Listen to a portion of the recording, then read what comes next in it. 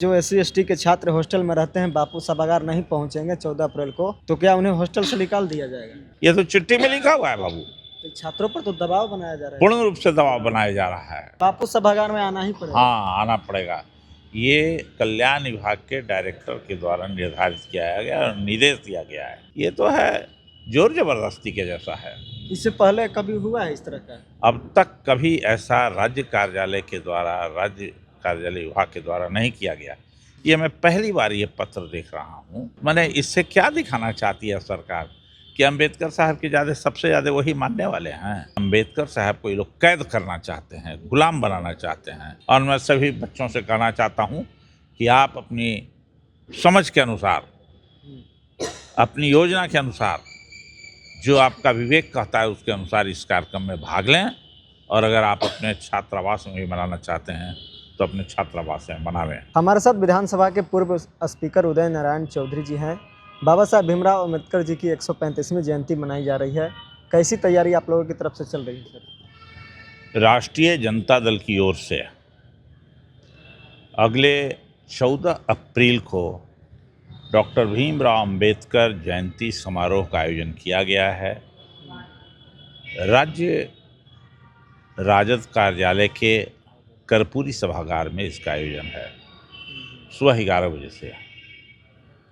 लेकिन इसी बीच में मुझे एक सूचना मिली है, एक पत्र प्राप्त हुई है बिहार सरकार के कल्याण विभाग के डायरेक्टर का पत्र है, जो जिला के सभी जिला कल्याण पदाधिकारी और सभी प्रखंड कल्याण पदाधिकारी के नाम से चिट्ठी लिखा गया है और उनको निर्देश दिया गया है और सूची भेजी गई है कि आप सभी अनुसूचित जाति के बच्चों को 13 तारीख के शाम में भाग लेने के लिए डॉक्टर भीमराव अम्बेडकर समग्र शिक्षा समन्वय कार्यक्रम हेतु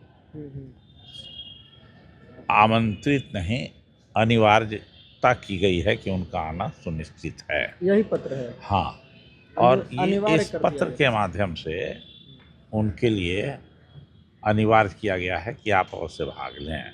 मतलब जो छात्र SC/ST के हॉस्टल में रहते हैं उनको अनिवार्य किया गया। हाँ, मैं पढ़ के सुना देता हूँ क्या लिखा हुआ है अंतिम लाइन।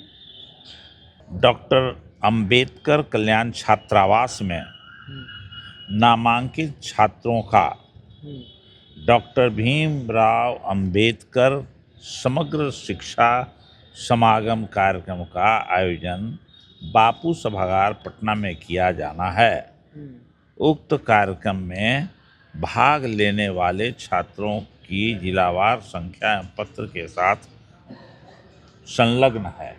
ये चिट्ठी गया है और आदेश सुन लीजिए। इस संदर्भ में कार्यक्रम में शामिल होने वाले छात्रावास समन्वयक, प्रखंड कल्याण पदाधिकारी एवं जिला कल्याण पदाधिकारी के लिए दायित्व का निर्धारण किया गया है। अतः निर्देश है कि उक्त के आलोक में आवश्यक कार्रवाई सुनिश्चित किया जाए। यह अनिवार्यता की गई है। मतलब डायरेक्टर के बापू सभागार में आना ही पड़ेगा। हाँ, आना पड़ेगा। ये कल्याण विभाग के डायरेक्टर के द्वारा निर्धारित किया गया और निर्देश दिया गया है। मेरा इसमें कहना यही है कि लोकतंत्र में सबको स्वतंत्रता है और उस स्वतंत्रता में सबको भाग लेने का अधिकार है। तो आप किसी के ऊपर दबाव नहीं दे सकते हैं कि तुम निश्चित तौर से भाग लो, आओ। ये तो है जोर जबरदस्ती के जैसा है। इससे पहले कभी हुआ है इस तरह का? अब तक कभी ऐसा राज्य कार्यालय विभाग के द्वारा नहीं किया गया। ये मैं पहली बार ये पत्र देख रहा हूँ कि सभी हॉस्टल के छात्रावासों, मैंने इससे क्या दिखाना चाहती है सरकार कि अंबेडकर साहब के सबसे ज़्यादा वही मानने वाले हैं, वही सबसे ज़्यादा पॉपुलर व्यक्ति हैं। इसके माध्यम से ये प्रमाणित होता है कि अंबेडकर साहब को ये लोग कैद करना चाहते हैं, गुलाम बनाना चाहते हैं। उनके मूर्ति को गुलाम उनके विचारों को ये लोग गुलाम नहीं बना सकते हैं। उनका विचार गांव-गांव तक पहुंच चुका है और बिहार नहीं देश भर के नौजवान इसके फॉलोअर हैं और पूरे दुनिया में अगले 14 अप्रैल को एक बड़ा महा जयंती समारोह होगा। सभी जगहों पर होगा, सभी गांव में होगा, कस्बों में होगा, और उसका एक स्वरूप हमारे यहाँ भी होगा, राजद कार्यालय में होगा और सक्सेसफुल होगा। मैं ये बताना चाहता हूँ। लेकिन आप बोले सर कि जो SC/ST के छात्र हॉस्टल में रहते हैं बापू सभागार नहीं पहुंचेंगे 14 अप्रैल को, तो क्या उन्हें हॉस्टल से निकाल दिया जाएगा? अब क्या कार्रवाई करेगा, ये तो यही लिखा हुआ है, सुनिश्चित करने के लिए कहा है। ये तो चिट्ठी में लिखा हुआ है बाबू। तो छात्रों पर तो दबाव बनाया जा रहा है। पूर्ण रूप से दबाव बनाया जा रहा है। इस दबाव का मुखालफत करना चाहिए, और मैं सभी बच्चों से कहना चाहता हूँ कि आप अपनी समझ के अनुसार, अपनी योजना के अनुसार, जो आपका विवेक कहता है उसके अनुसार इस कार्यक्रम में भाग लें।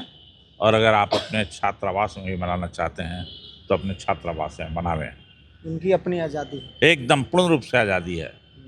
लेकिन कई जगह यह भी सर खबर आ रही है अम्बेडकर साहब जी की जयंती मनाने को लेकर कि प्रशासन अनुमति नहीं दे पा रही है। कई जगह लोग बड़ा रैली निकालना चाहते हैं, फिर भी उन पर रोक लग जा रही है।